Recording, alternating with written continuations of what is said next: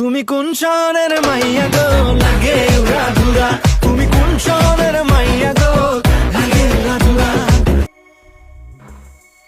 Wow Shakib ভাই, আপনি ছাড়া কাকপক্ষী সবাই জানে এটা কোন শহরের মাইয়া।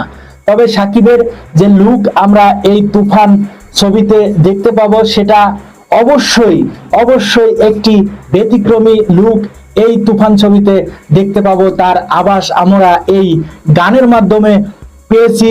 উড়াধুরা গানটি যেমন সবার মুখে মুখে চলে এসেছে, আমার মনে হয় এই তুফান ছবিটিও সবার দৃষ্টিগোচর হবে এবং সবাই এর প্রশংসা করবে। তা আমি সাকিবের পূর্বের যে কয়েকটি ছবি, সেটা হচ্ছে প্রিয়তমা, সেখানে একটি ব্যতিক্রমী লুক দেখেছি। সেটা দেখে আমার মনে হয়েছে সাকিব এখনো ফুরিয়ে যায়নি। তারপরে দেখেছি রাজকুমার, রাজকুমারে সাকিবের যে আরেকটি ভিন্ন স্টাইলের মুভি আমরা বাংলা ইন্ডাস্ট্রিতে দেখেছি। এর পূর্বে কোনো নায়কের এরকম ছবি আমরা দেখিনি, ব্যাক টু ব্যাক। যেমন ছিল তার প্রিয়তমা, তারপরে রাজকুমার, তারপরে এবার তুফান নিয়ে এসেছে শাকিব খান। শাকিব খানের এই তুফান আমার মনে হয় অনেকটা বেটার হবে।